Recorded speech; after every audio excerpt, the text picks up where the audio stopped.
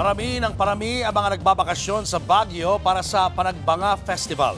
At syempre, masarap ding kiligin sa City of Pines ngayong darating na Valentine's Day weekend.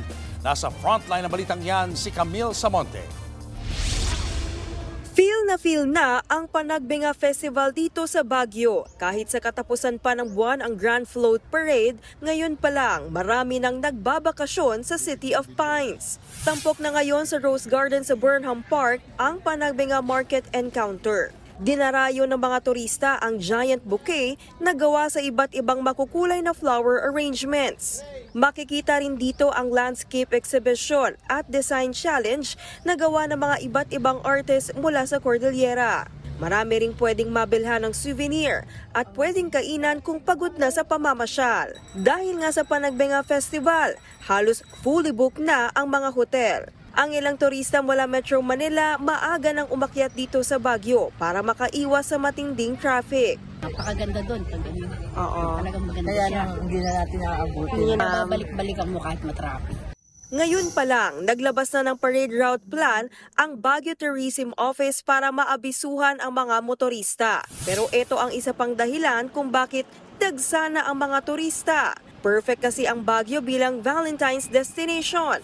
Dito rin sa Baguio City nanggagaling ang mga fresh at naggagandahang bulaklak na panregalo sa ating mga minamahal. Dito sa Baguio, nasa 3,500 pesos ang pasadya na heart-shaped rose bouquet. Kung simpleng bouquet lang naman, naglalaro ang presyo sa 500 to 800 pesos. Mabenta rin ang local flowers gaya ng carnations na mabibili ng 200 hanggang 350 pesos kada bundle.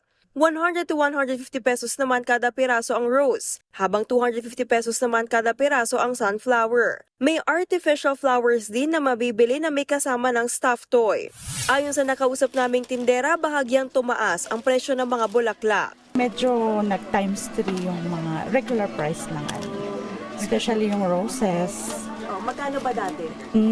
Dati mga 400, ang isang bundle? 350, yes. Ngayon, 1.5. 1.5 ang bundle.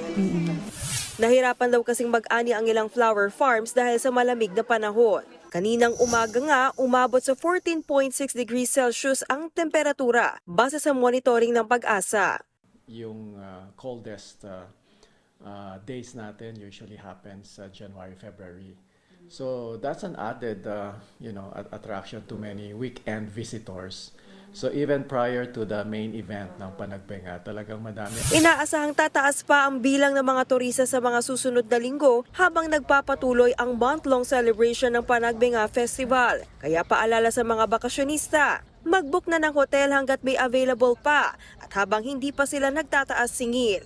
Paalala rin ng Baguio LGU maging maingat at piliin ang mga legit na hotel o bakasyon ang binubook online para hindi ma-scam. Nagbabalita mula sa Frontline, Camille Samonte, News 5. Mga kapatid, Julius Babaw po.